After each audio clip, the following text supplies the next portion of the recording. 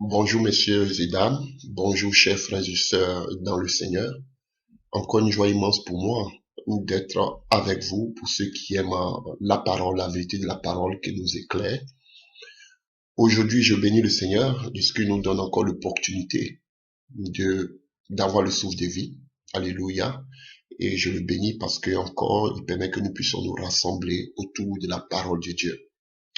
Et je voudrais en ce jour partager pour tous ceux qui aiment vraiment l'étude biblique, les histoires bibliques, les prophéties bibliques. Chers frères et sœurs, aujourd'hui vous serez servis parce que nous allons parler d'une histoire réelle. Alléluia, que peu de personnes en parlent. Alléluia. C'est une période vraiment cruciale dans l'histoire de Israël. Alléluia. Et quand vous prenez votre Bible, vous voyez entre le dernier livre, je m'exprime ainsi, alléluia, de l'Ancien Testament qu'on appelle Malachie, alléluia. Donc, vous voyez entre le livre de Malachie, alléluia, et le livre de Matthieu, il y a une feuille blanche, alléluia, une page blanche, alléluia, que beaucoup appellent la période de silence, alléluia. Pourquoi on appelle cette période la période de silence? Parce qu'en ce temps-là, il n'y a aucun prophète dont les écrits sont inclus dans la Bible qui vivait à cette période en Israël, pendant ces siècles-là.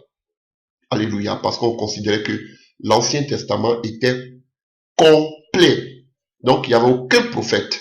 Et quand vous prenez de la dernière prophétie, alléluia, du prophète Malachie, et de l'avènement de Jésus-Christ de Nazareth, alléluia, cette période-là est appelée la période de silence. Et cette période a duré 400 ans, chers frères et sœurs. Donc, c'est de cette période que nous voulons parler en ce jour. Alléluia.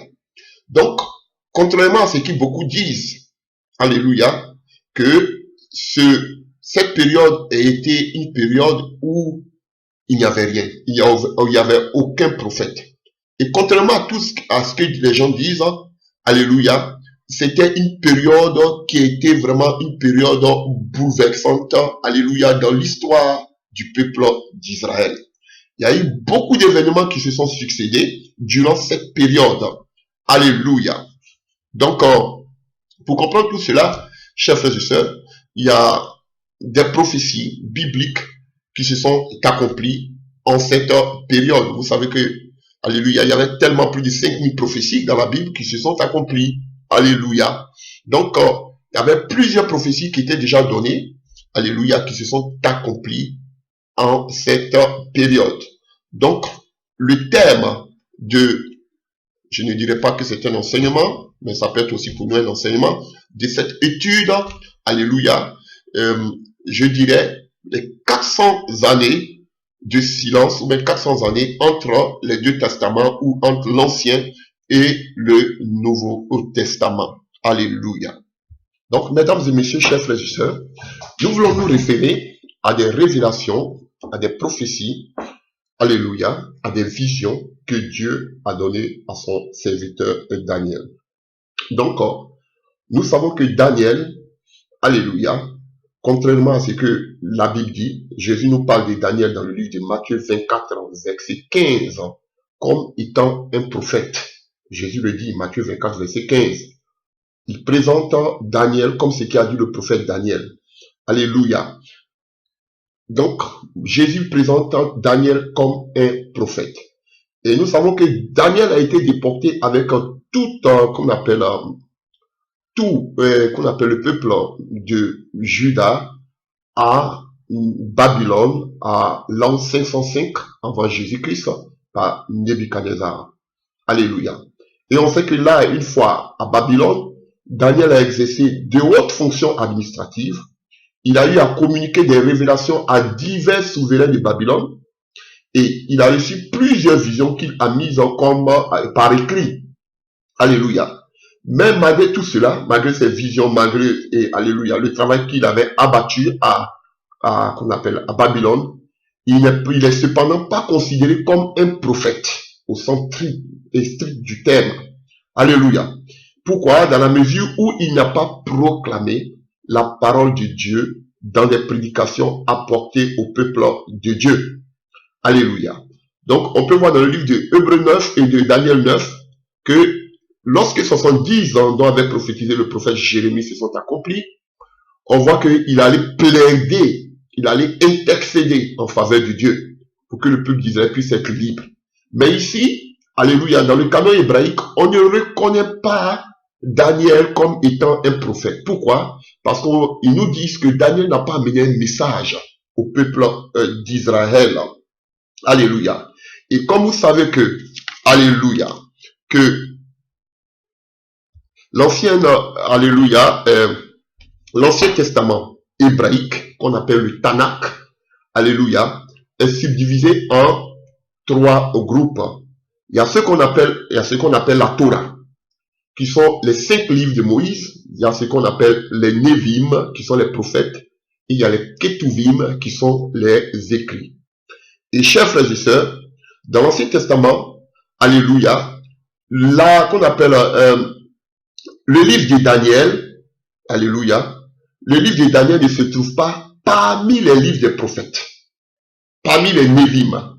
Mais dans le canon hébraïque, le livre de Daniel se trouve dans les écrits qui sont les Ketuvim. Alléluia. Pourquoi? Parce qu'on ne considère pas Daniel comme un prophète. Alléluia. Du fait qu'il n'a pas apporté un message à Israël. Mais il avait des révélations, tout. C'est vrai qu'on lui dit, Dieu même lui donne des visions, des révélations. Et Dieu même lui dit, Dieu lui donne l'ordre, et l'ange lui donne l'ordre de sceller les livres qui contenaient les prophéties. Alléluia. Dans Daniel 12, verset 4, vous pouvez voir. Mais, malgré tout ça, il n'est pas considéré comme un prophète. Parce qu'il n'a amené aucun message au peuple d'Israël. Donc, chers frères et sœurs, cela est révélateur pour nous. Un prophète, ce n'est pas quelqu'un qui donne les visions, qui te dit ta vie, qui te donne des révélations, ou qui fait des miracles. Non, ce n'est pas ça un prophète. Un prophète, c'est quelqu'un qui amène un message pour le peuple d'Israël. Pas n'importe quel message aussi. Un message biblique. Un message du temps. Alléluia. Et le message du temps dans lequel nous sommes aujourd'hui, c'est la mort et la résurrection de Christ. Le message dans lequel nous sommes aujourd'hui, c'est le retour du Seigneur Jésus-Christ de Nazareth.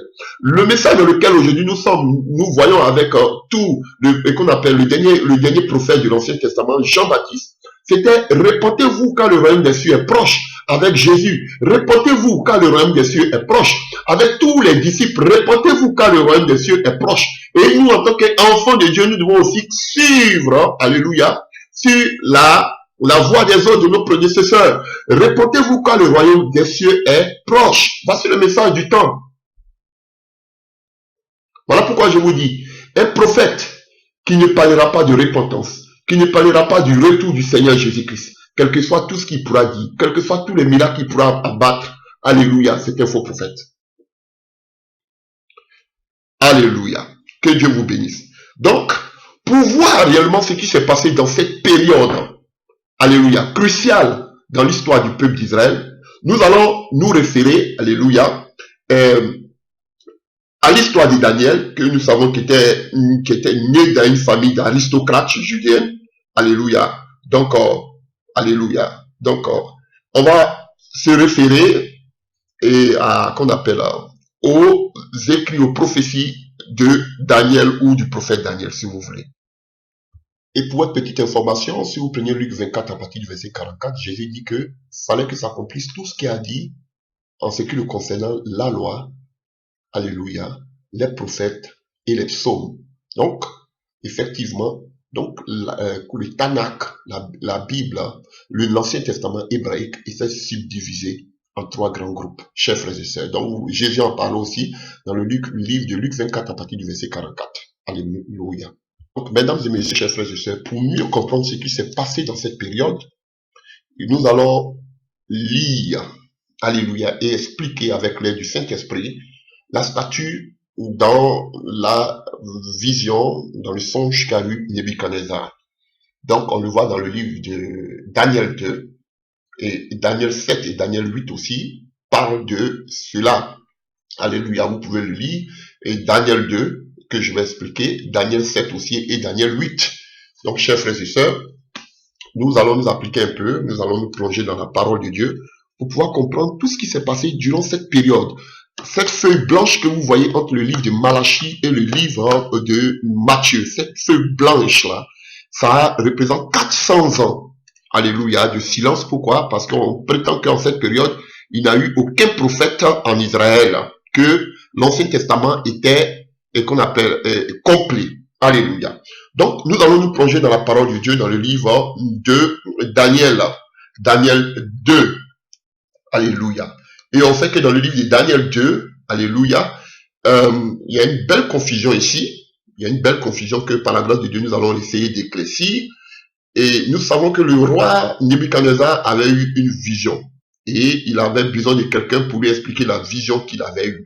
Donc, on fait référence, on fait appel à Daniel pour que Daniel puisse expliquer ce que le roi Nebuchadnezzar avait eu comme rêve. Et quand nous prenons Daniel 2 à partir du verset 36, Daniel dit au roi, voici ton rêve. Quant à ce que signifie, nous allons l'exposer au roi. Toi, ô roi, tu es le roi des rois, à qui le Dieu des cieux a donné la royauté, la puissance, la force et la gloire. Dieu a placé sous ton autorité les hommes, les bêtes sauvages et les oiseaux en quelques lieux qu'ils habitent. Il a donné la domination sur eux tous. C'est toi qui es la tête d'or. Donc, si vous voulez mieux comprendre cela, vous pouvez lire tout le livre de Daniel 2. Après toi, surgira, un autre empire, moins puissant que le tien. Puis un troisième représenté par le bronze, qui dominera toute la terre. Un quatrième royaume lui succédera, sera dur comme le fer pulvérise et écrase tout et le met en pièces. Ainsi il pulvérisera et mettra en pièces tous les autres royaumes. Et si tu as vu les pieds et les orteils partiellement en argile et partiellement en affaires, cela signifie que ce sera un royaume divisé et il y aura en lui quelque chose de la dureté du fer. Selon que tu as vu, le fer mêlé à la terre, cuite, mais comme les orteils et les pieds étaient en partie de fer et en partie d'argile, ce royaume sera en partie fort, en partie argile. Que tu aies vu le fer mêlé de terre cuite, cela signifie que les hommes chercheront à s'unir par des alliances, mais ils ne tiendront pas ensemble, pas plus que le fer ne tient à l'argile. Alléluia, chers frères et sœurs. Et vous voyez aussi, on a cette même révélation aussi dans le livre de Daniel 7 aussi. Alléluia. Alléluia. Et vous voyez, c'est le même songe. Quand vous prenez aussi, cette fois-ci, c'est Daniel qui a le songe dans le livre de Daniel 7. Il nous dit, à partir du verset 2, Daniel 7 à partir du verset 2, Daniel commença et dit, j'ai regardé parmi ma vision nocturne, me voici. Nocturne, et voici, les 4 vents des cieux furent en éruption sur la grande mer. Et 4 grands animaux sortis de la mer, différents l'un de l'autre. Le premier était semblable à un lion, et avait les ailes d'aigle. Je regardais jusqu'au moment où ses ailes furent arrachées. Il fut enlevé de terre et mis debout sur les pieds comme un homme. Et un cœur d'homme lui fut donné. Et voici un second animal était semblable à un ours. Se tenait sur un côté. Il avait 3 côtés dans la gueule entre les dents, et on lui disait, lève-toi, mange beaucoup de chair. Après cela, je regardais et voici un autre était semblable à un léopard et avait sur le dos 4 ailes comme un oiseau. Cet animal avait 4 têtes et la domination lui fut donnée. Après cela, je regardais pendant mes visions nocturnes et voici, il y avait un 4e animal terrible, épouvantable et extraordinairement fort. Il y avait de grandes dents de fer, il mangeait, brisait et il foulait aux pieds ce qui restait. Il était différent de tous les animaux précédents et il avait 10 cornes. Je considérais les cornes et voici une autre petite corne, alléluia, sortie du milieu d'elle et 3 des premières cornes furent arrachées devant cette corne. Et voici, elle avait les yeux comme des yeux d'homme et une bouche qui parlait avec arrogance. Alléluia. Donc vous voyez, chers frères et sœurs, c'est aussi, vous voyez, c'est la même vision que Dieu donne, alléluia, à Daniel et à Nebuchadnezzar. Donc, chers frères et sœurs, pour voir ce qui s'est passé, Daniel avait déjà prophétisé. C'est ce qu'on appelle tout ce qui allait se passer durant cette période. Et la Bible nous parle déjà, alléluia, que ce soit Daniel, la Bible nous parle, alléluia, de ce qui s'est passé déjà. Et qu'on appelle, avec l'empire babylonien. Vous voyez, quand vous prenez le livre de Daniel 9, à partir du verset 2, on nous dit que la déportation du peuple d'Israël devait être de 70 ans, comme avait prophétisé le prophète Jérémie. Donc, chers frères et sœurs, toute la déportation du peuple d'Israël à Babylone était de 70 ans. Donc, chers frères et sœurs, nous avons la vision ici, alléluia, du roi Nebuchadnezzar, et nous avons ici la vision, alléluia, de Daniel lui-même, qui sont les mêmes visions, qui ont les mêmes significations. D'accord. Quand nous nous référons à la statue, dans le livre de Daniel 2, à la vision du roi Nebuchadnezzar, ou bien Nebuchadnezzar, on nous dit que la statue était à partir du verset 31, verset 32 de Daniel 2, on nous dit que la tête de cette statue était d'or pur. Alléluia. Et quand vous prenez le livre de Daniel 7 que nous voulons de voir, on nous parle des 4 animaux qui sortaient de la mer, on nous parle du lion. Donc la tête d'or, c'est en même temps le lion, c'est le même royaume, c'est le même empire. Et ici, de quel empire il s'agit, chers frères et sœurs? Il s'agit ici, alléluia, du royaume babylonien, qui est la tête d'or, alléluia. L'empire babylonien qui a existé de 612 à 539 avant Jésus-Christ. C'est celui de Nebuchadnezzar. C'est celui-là qui est la tête. Et c'est lui-là qui est aussi le lion. Alléluia. Parce que l'empire babylonien était représenté par le lion. Et quand on parle de l'empire babylonien, on fait allusion à l'Irak actuel. Alléluia. On fait allusion à l'Irak actuel. Donc, chers frères et sœurs, le lion était l'emblème des rois babyloniens. Chers frères et sœurs. Et quand vous prenez aussi le livre, alléluia, de Daniel 7, que nous voulons lire, on nous dit que le premier était semblable à un lion et avait des ailes d'aigle. Je regardais jusqu'au moment où ces ailes furent arrachées. Il fut enlevé de la terre. Vous voyez?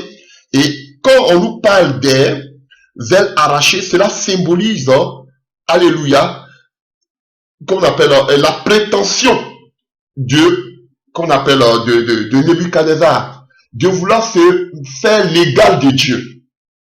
Il était tellement orgueilleux, prétentieux, qu'il se prenait pour un Dieu. Donc ces ailes avec lesquelles il pouvait voler jusqu'à, entre guillemets, c'est une image, alléluia, c'est une figure, pour aller au ciel, pour se faire grand, ces ailes-là lui ont été coupées. C'est ce qui symbolise que ces ailes lui ont été arrachées. Donc le lion était l'emblème de Babylone, des rois babyloniens. Donc la tête d'or, c'est en même temps, alléluia, les lions. C'était l'empire babylonien. Et quand nous prenons toujours Daniel 2, on nous dit que le deuxième empire, alléluia, avait sa poitrine et ses bras étaient d'argent. Chers frères et sœurs. Et on fait allusion ici, la poitrine et les bras en argent représentent l'empire médo-perse. L'empire médo-perse, chers frères et sœurs. Donc, alors que nous savons, c'est vrai, on parle toujours de l'empire, les chercheurs parlent toujours de l'empire médo-perse. On voit que Daniel représente toujours l'empire médo-perse comme un seul royaume. Vous pouvez le voir dans qu'on appelle Daniel 5, 28, Daniel 6, 9, Daniel 13, 16, Daniel 8, 20. Alléluia. Donc, l'empire médo-perse est, alléluia, est un seul empire. Alléluia.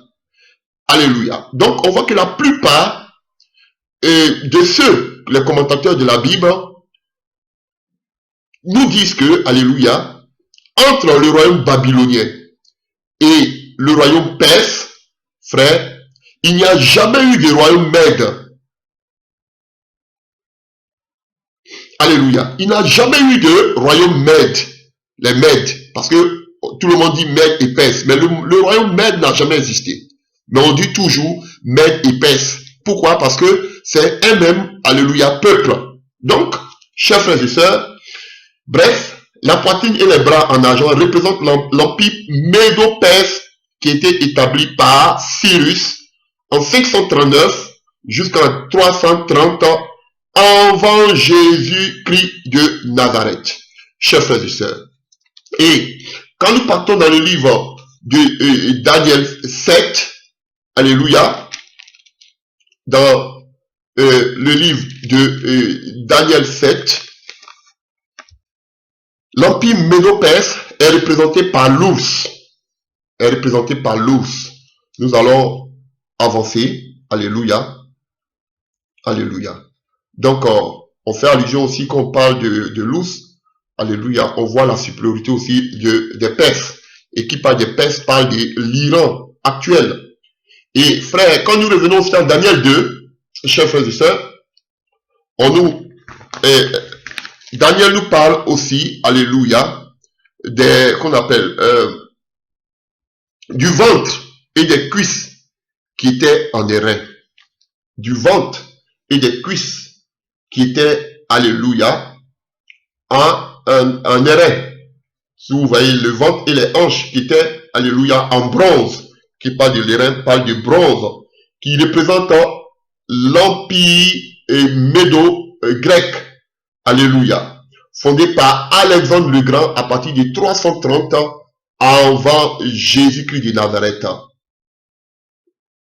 Alléluia. Alléluia.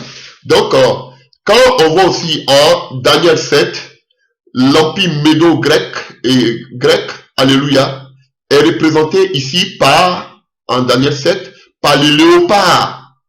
Pourquoi par le léopard? Parce que cela peut évoquer la rapidité des conquêtes d'Alexandre le Grand. Alléluia. Donc, il a tellement conquéri jusqu'à, qu'on appelle, en Inde, en passant par l'Égypte. Alléluia. Il a tellement, alléluia, il était rapide dans sa conquête des terres. Voilà pourquoi on représente l'empire grec, médo-grec, par les léopards. Et on nous dit que ce léopard avait 4 têtes, représentant les 4 généraux, alléluia, qui se sont partagés, alléluia, l'empire, nous allons parler de ça plus tard, alléluia, qu'on appelle l'empire, qu'on appelle médo-grec, à la mort, alléluia, de qu'on appelle, à la mort de Alexandre le Grand, alléluia, alors qu'il était âgé de 33 ans, en 323 avant Jésus-Christ, et son empire fut partagé par ses 4 généraux, le général Ptolémée qui posséda l'Égypte, le général Séleucide qui est en Syrie, alléluia, qui donnait naissance à la dynastie des Lagides et pour les Ptolémées et les Séleucides qui dominaient toute la Palestine. Et de là, on va arriver un peu tout à l'heure, vous allez voir, on va parler des Antiochios et consorts. Chers frères et sœurs, pour ne pas vous emmerder un peu, pour ne pas vous, on va doucement, alléluia, on ne se presse pas. Donc, le troisième empire, c'était l'empire médo-perse de Alexandre le Grand. Et nous avons un 4e empire, là il y a une belle confusion que nous voyons, alléluia. Un 4e empire, là il y a une belle confusion que je voudrais expliquer, alléluia. On nous parle qu'on appelle les pieds, ces jambes qui étaient de fer, ces pieds en partie de fer, en partie d'argile. Alléluia. Tu regardais, lorsque une pierre, ok, se détacha, mais avant de parler de cela, dans le livre de Daniel 2, à partir du verset 40. Un quatrième royaume lui succéda et sera dur comme le fer. Comme le fer pulvérise et écrasera tout et le met en pièces, et s'il pulvérisa et mettra en pièces tous les autres royaumes. De quel royaume s'agit-il ici? Chers frères et sœurs, il s'agit, alléluia, du royaume romain. Et quand nous partons dans le livre de Daniel 7, à partir du verset 7 à 8, on dit que cette quatrième bête est comparée à aucune bête existante. Alléluia. Et cette bête avait un caractère terrifiant et elle avait de la grandeur et sa puissance qui nous sont soumis. Alléluia. Et on sait que quand vous entendez parler des cornes, on dit qu'il avait 10 cornes, 10 cornes, 10 cornes. Cela symbolise la force, générale, la force militaire. Vous voyez, quand on parle de cornes, cela symbolise généralement la force militaire. Alléluia. Mais ici, les cornes sont 10 rois qui vont donner, alléluia, chers frères et sœurs, qui vont donner qu'on appelle la puissance à la bête. Chers frères et sœurs, vous voyez, on parle de la puissance romaine, de l'empire romain. Alléluia. Vous voyez, chers frères et sœurs, et on nous dit que une petite pierre va venir et frapper ce royaume. Chers frères et sœurs, on nous parle du royaume de Dieu, le peuple de Dieu, du royaume de Dieu, qui va venir mettre fin, alléluia, à tout ce carnage et s'établir pour 1000 ans sur terre. On nous parle du royaume de Dieu, cette petite terre, cette petite pièce, et pierre, du moins, alléluia. Vous pouvez le lire, alléluia, dans le livre de Daniel. Nous voyons ça dans le livre de Daniel 2 à partir du verset 45. Si vous voulez, alléluia, à la partir du verset 44. À l'époque de ces rois, le Dieu des cieux suscitera un royaume qui ne sera jamais détruit et dont la souveraineté passera pas par un autre peuple. Il pulvérisera tous ces royaumes-là et mettra un terme à leur existence. Mais lui-même subsistera éternellement. C'est ce qui représente la pierre que tu as vue se détacher de la montagne sans l'intervention d'aucune main humaine. Alléluia, pour venir pulvériser le fer, le bronze, l'argile, l'argent et l'or. Le grand Dieu a révélé au roi ce qui arrivera dans l'avenir. Ce qu'annonce le rêve est chose certaine et son interprétation est authentique. Donc, vous voyez, donc, sous la loi, et j'ai dit sous la loi, dans l'Ancien Testament, il y avait le don d'interprétation. On pouvait interpréter. La seule grâce qu'on n'avait pas dans l'Ancien Testament, c'est de chasser les démons au nom de Jésus-Christ. C'est de guérir les malades au nom de Jésus-Christ. C'est de parler des nouvelles langues. Et voilà pourquoi Jésus nous donne cela comme la promesse de l'Église dans le livre de Marc. Voici les signes miraculeux qu'on comprendra ceux qui auront cru. Sinon, tous les 9 dons spirituels, chers frères et sœurs, que ce soit la sagesse, Salomon l'avait déjà. La parole de connaissance, tous les prophètes de l'Ancien Testament l'avaient. La prophétie, il l'avait déjà. Alléluia. Le discernement des esprits, il l'avait déjà. Alléluia. Mais la seule chose qu'ils n'avaient pas, c'est comment chasser les démons puisque le nom de Jésus n'était pas donné. Comment prier pour les malades pour qu'ils soient guéris, c'était dans le nom de Jésus seulement qu'on devait prier pour que les gens soient guéris. Comment parler en langue, ils n'avaient pas ça aussi. C'était réservé que seulement que pour l'église. Chers, vous comprenez, chers frères et sœurs? Sinon, vous voyez, vous parlez des dons d'interprétation. On nous parle des Daniel qui interprétait ici. Alléluia. Ça, c'est une parenthèse. Alors, revenons à quelque chose. Ici, on nous parle des 10 orteils. Alléluia. Et à partir du verset 41. Daniel 2 à partir du verset 41. Et si tu as vu les pieds et les orteils particulièrement en argile et particulièrement en affaires, cela signifie que c'est un royaume divisé. Il y aura en lui quelque chose de la dureté du fer selon que tu as vu le fer mêlé à la terre cuite. Mais comme les orteils des pieds étaient en partie de fer et en partie d'argile, ce royaume sera en partie fort et en partie fragile. Que tu aies vu le fer mêlé de terre cuite, cela signifie que les hommes chercheront à s'unir par des alliances, mais ils ne tiendront pas ensemble par plus que le fer ne tient à l'argile. Ah, frère, vous comprenez. Voici là où beaucoup font l'erreur. Chers frères et sœurs, il y avait les pieds qui représentaient le peuple d'Israël. j'ai dit le peuple d'Israël, pardon, le quatrième royaume qui est l'Empire romain. Mes chers frères et sœurs, on nous dit que, alléluia, que les pieds d'argile et d'orteil, frères et sœurs, alléluia, si chaque pied, il y a combien d'orteils? 5 orteils. Alléluia. Et nous le voyons, cela s'accomplit dans le livre de l'Apocalypse 17. Quand nous voyons les 4 peuples, les 4 royaumes, ou bien les 4 empires qui se sont succédés, personne n'avait l'alliance avec l'autre.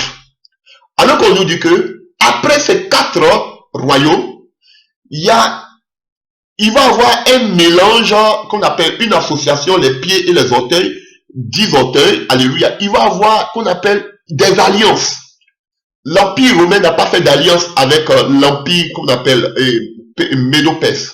L'Empire Médo-Perse n'a pas fait d'alliance avec l'Empire gréco-macédonien. L'Empire gréco-macédonien n'a pas fait d'alliance avec l'Empire, alléluia, romain. Mais on nous dit que il va se passer quelque chose où quand on parle des cornes, on fait allusion, alléluia, à des rois, on fait allusion à la puissance militaire. Chers frères et sœurs, et cela sera possible que grâce à quoi? À des alliances. Et on sait que les orteils sont sur les pieds. Donc frère, après l'Empire romain, il va y avoir qu'on appelle une résurgence de l'Empire romain. Ils vont ressurgir, le système romain va ressurgir. Mais ce nouveau empire romain qui va ressurgir, il sera fort à partir de quoi? Des alliances. Ah, alléluia. Alléluia. Et quand nous prenons, chers frères et sœurs, écoutez, à partir du verset de Daniel 7, à partir du verset 7, on dit, après cela, dans mes visions nocturnes, je vis surgir une 4e bête, effrayante, terrifiante, et d'une force extraordinaire. Elle avait 2 dents de fer. Elle dévorait, déchiquetait et piétinait ce qui restait de ses victimes. Elle était bien différente des bêtes qui l'avaient précédée. Alléluia. Elle avait aussi 10 cornes. J'observais ces cornes et voici qu'au milieu d'elle surgit une autre corne plus petite.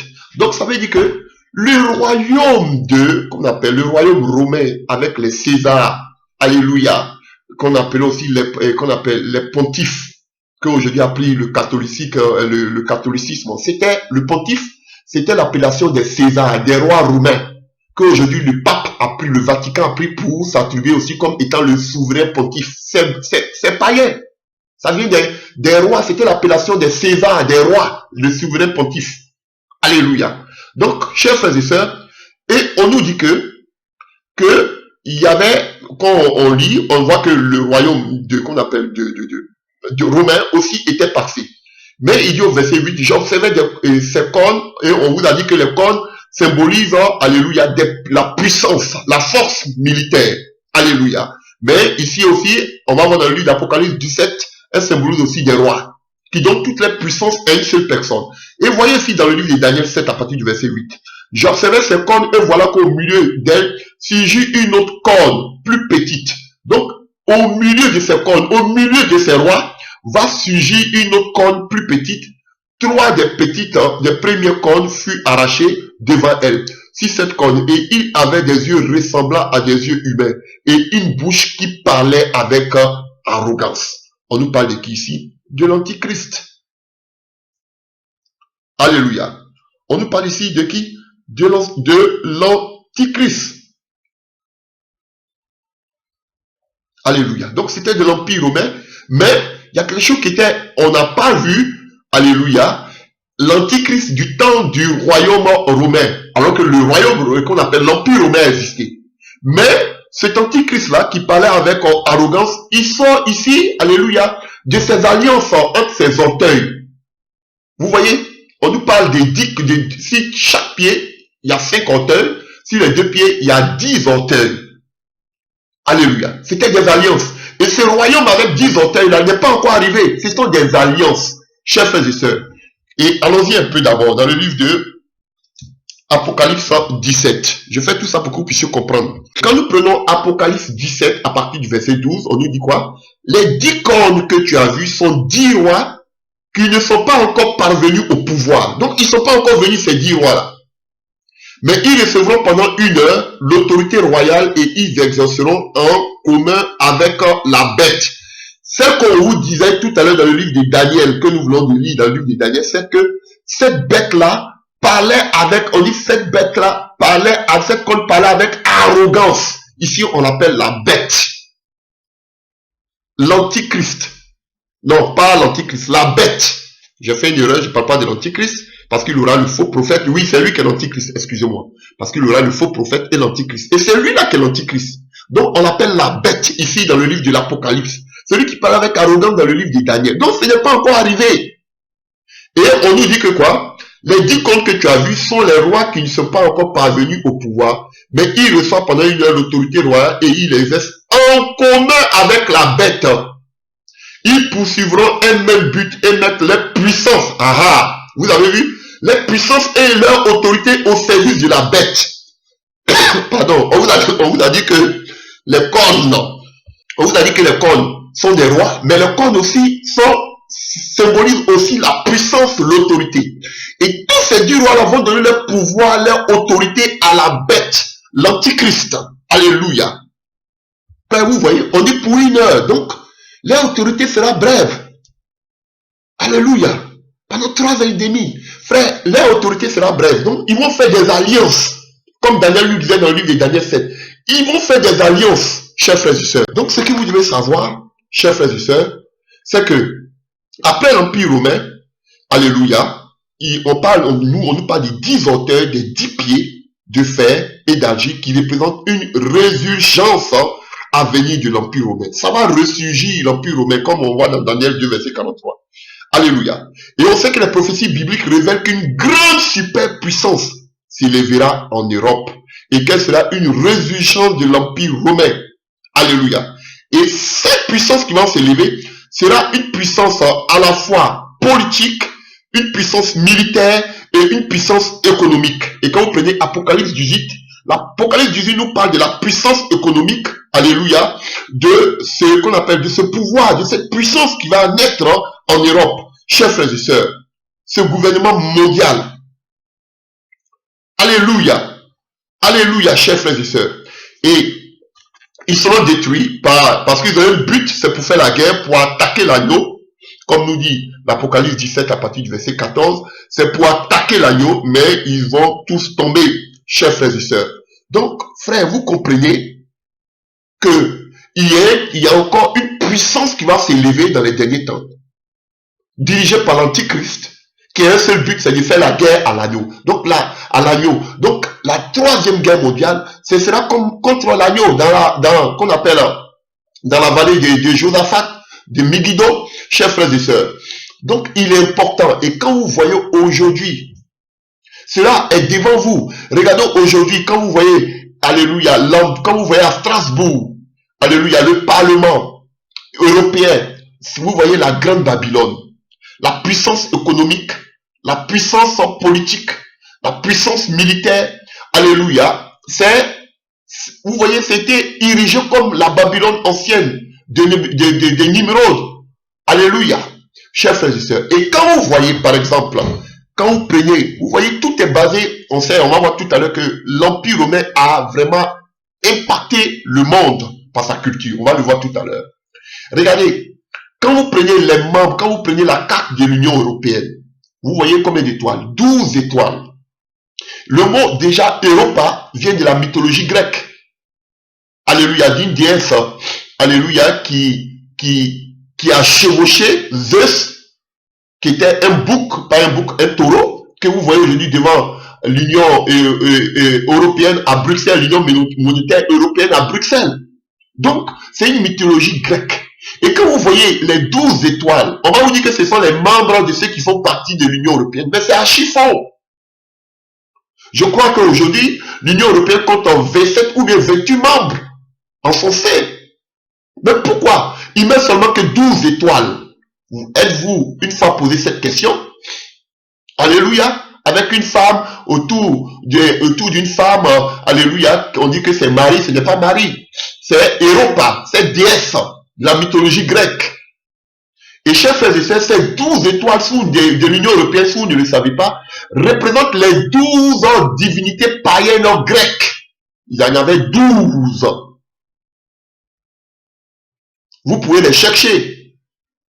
Il y avait 12 divinités diaboliques grecques.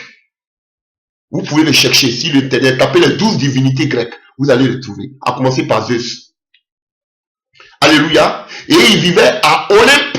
Olympe, c'est une zone montagneuse entre Thessalonique, alléluia, et Athènes. Et il disait que c'est là que vivaient les dieux comment on appelle en Grèce. Donc c'est la mythologie. Donc quand vous voyez les 12 étoiles de l'Union européenne, ça n'a rien à voir avec les pays membres. Les pays membres sont à 27, à 28 ans. Alléluia, au sein de l'Union européenne. Mais cela représente déjà, chers frères et sœurs, la mythologie grecque, la Grèce antique qui impartait tout l'humanité par sa culture. Et nous allons le voir. Donc frère, il aura, et la Bible nous parle ici des 10 cornes. Actuellement, on voit 12 étoiles, mais la Bible nous parle de 10 puissances. Et déjà, c'est déjà des signes évoqueurs. Déjà, nous devons tirer la sonnette d'alarme, parce que regardez déjà, on parle de l'Union européenne, on parle de la renaissance de l'Empire romain. Qui parle de l'Empire romain parle de l'Europe. Donc cette puissance sera européenne, chers frères et sœurs. Et regardez les signes qui s'accomplissent avec déjà le retrait, le Brexit, le retrait de l'Angleterre, de l'Union européenne. Ce sont des signes évocateurs. Regardez aujourd'hui, avec l'OTAN, avec ce qu'on appelle Donald Trump, qui dit déjà, qui demande à ce que les Européens prennent à eux-mêmes en charge l'OTAN. Parce que les États-Unis veulent se retirer de l'OTAN. Alléluia. Donc, c'est les Européens eux-mêmes qui doivent prendre en main leur propre sécurité, leur propre défense. C'est ce que dit Trump, le président américain. Frère, tout se dessine. Et l'Union européenne va commencer à se former avec à la tête la grande puissante Allemagne qui va diriger cette puissance militaire. Frère, tout est devant vous, tout en train de s'organiser au devant de vous. Mais vous êtes là dans les blablabla, dans les faux prophètes, frère, les signes sont au devant de vous. Vous êtes dans la prospérité, en train de faire des faux miracles, alors que les temps avancent. Vous êtes dans la distraction. Au lieu qu'on appelle d'alerter, de tirer la sonnette d'alarme, de dire aux enfants de Dieu que les temps sont mauvais, que Christ est à la porte. Voici tous les signes qui sont à notre porte. Mais les chrétiens dorment. Dans nos querelles intestines, alléluia, on n'arrive pas à préparer les chrétiens pour l'enlèvement. L'ennemi est en train de nous distraire par ces messages diaboliques de la prospérité. Chers frères et sœurs, donc, ce que je vous ai dit pour récapituler, donc vous devez savoir qu'il y a eu 4 royaumes. Et la période des 400 ans part de la fin, alléluia, de l'Empire babylonien, parce qu'ils ont fait 70 ans, jusqu'à la venue, alléluia, de Jésus-Christ de Nazareth. Ça fait 400 ans là. Alléluia. Donc, frère, je vais vous donner qu'on appelle la datation de tout ce qui s'est passé selon cette période. Et nous allons parler en détail. Peut-être on va faire 3-4 vidéos, mais vous pouvez prendre le temps tranquillement chez vous. Si vous avez le temps, c'est enrichissant. Alléluia, c'est de l'histoire biblique. Ça va vous faire beaucoup du bien. Donc, chers frères et sœurs, mesdames et messieurs, nous allons donner un peu les datations. Avant même d'entrer dans le vif du sujet. Alléluia. Les datations, vous-même aussi, vous pouvez faire des recherches. Ce sont des cours que nous avons faits. Alléluia. Donc, je vais partager aussi avec vous pour votre connaissance, pour votre enrichissement. Alléluia. Personnel. Très important. Donc, les datations avant Jésus-Christ de Nazareth. Et nous savons qu'en 612, Ninive, qui était la capitale de l'Empire babylonien en son temps, a été détruite par les Mèdes. Alléluia. Voilà. Donc, a été détruite par les Mèdes. Alléluia. Et on sait qu'en 587, Jérusalem est détruite par Nebuchadnezzar. Alléluia. 612, Ninive est détruite par les Mèdes et les Babyloniens. 587, Jérusalem est détruite par Nebuchadnezzar. En 559, Cyrus hérite le royaume d'Achan. Ceci marque le début de l'empire perse. À 539 avant Jésus-Christ, Babylone tombe aux mains de Cyrus. C'est la fin de l'empire néo-babylonien. Entre 530 et 522, Cambyse succède à Cyrus et conquête de l'Égypte. À 522, de 522 à 486 avant Jésus-Christ, Darius Ier monte sur le trône de l'empire perse. 515, le second temple est complété par les Juifs à Jérusalem. 486 à 465, Xerxès Ier essaie de conquérir la Grèce à l'époque d'Esther, dans le livre d'Esther. À 480, les victoires navales grecques à Salamine, Xerxès s'enfuit. Et à 460, de 464 à 424, Artaxerxès Ier règne sur la Perse, à l'époque de Néhémie. De 334 à 323 avant Jésus-Christ, la conquête de l'Orient par Alexandre de Macédoine, Alexandre le Grand. 311, conquête de Babylone par Séleucos.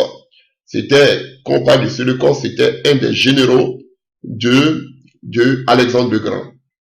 Début de la dynastie des Séleucides. On va en parler tout à l'heure. 223 à 187, Antiochos III, le grand roi de Séleucide de Syrie. En 198, Antiochos le Grand défait l'Égypte et gagne le contrôle de la Palestine. Alléluia. Maintenant, on parle des datations. Alléluia. Des datations après Jésus-Christ de Nazareth. On a le fils d'Antiochos III qu'on appelle Antiochos IV, appelé aussi Épiphane Antiochos, qui régna sur la Syrie, alléluia, qui voulait proscrire le judaïsme. On va en parler. Qui voulait abolir le judaïsme. Alléluia. En 167, on a la révolte de Mattathias, alléluia, et ses fils contre Antiochos. Commence la révolte des Maccabées. Tout ça, on va en parler. Ça va vous faire beaucoup de bien. Et on voit que le fils, à la mort de Mattathias, on a Judas Maccabée qui devient le leader de ce groupe Maccabée qui signifie marteau.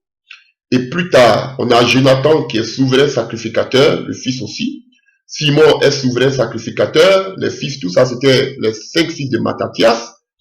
Alléluia, on a l'établissement de la dynastie hasmonienne, qui sont les descendants, alléluia, de Simon, tout ça, Simon le Juste. On a Jean Hyrcan, alléluia, Jean Hyrcan aussi, qui était un des fils de Simon, nous allons le voir, celui qui a détruit, qui était des orthodoxes, alléluia, judaïques, et du judaïsme, alléluia.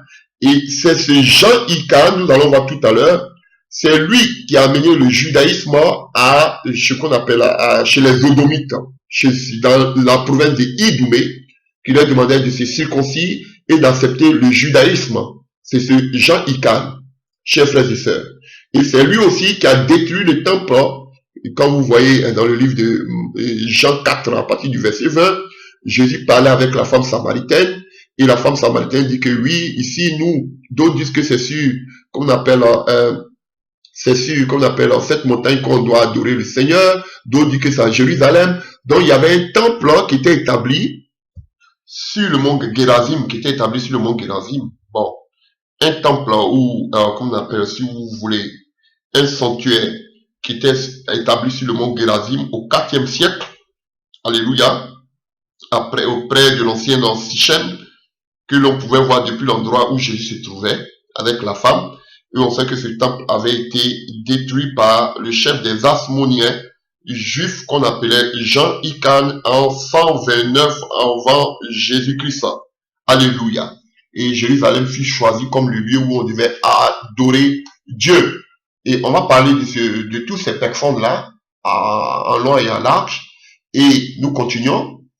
Et après la mort de Jean Hican, nous on parle, Jean Hican a joué un rôle majeur, alléluia, c'est lui qui a porté, alléluia, par ses conquêtes, l'État juif à l'indépendance. On a le règne d'Aristobule, alléluia, c'est un de ses fils, on a, qu'on appelle, de son frère, pardon, on a le règne d'Alexandre Janet, alléluia, nous allons parler de tout ça.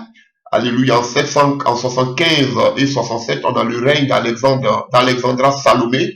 Alléluia, la femme de Hican. Et elle avait eu 2 enfants avec Jean Hican. Et ces 2 enfants, alléluia, Aristobule et Hican II, alléluia, vont se battre pour la succession. Et en 63 après Jésus-Christ, Pompée, qu'on appelle l'empereur Pompée, qu'on appelle romain, va envahir la Palestine. Alléluia. Et c'est la domination la domination romaine qui commence. Alléluia. Et, et on sait que Hican II règne, sujet à Rome, il était, alléluia, il était avec Rome, il était pour Rome. Et on sait que Jean Hican était l'ami, alléluia, de Antipas, qu'on appelle de Hérode Antipas, qui était de l'Idoumée. Et c'est à partir de là que on voit la conquête de Jérusalem aux mains des Parthes. Aristobule est établi comme souverain sacrificateur. Le roi Hérode, le grand fils d'Antipas, règne comme roi sujet à Rome. Comme vous voyez, sujet à Rome, ça veut dire qu'il dépendait de Rome. Et nous allons parler de cela en long et en large. Donc, chers frères et sœurs, c'était l'introduction pour vous mettre pour vous mettre un peu d'eau à la bouche. Alléluia. C'est vrai que les datations vous paraissent un peu, oui, il y a beaucoup de choses que vous ne pouvez pas comprendre. Alléluia. Mais je le dis, et nous allons aller pas à pas. Alléluia. Pour que vous soyez vraiment édifiés, pour que vous sachiez au moins ce qui s'est passé pendant ces 400 années. Alléluia.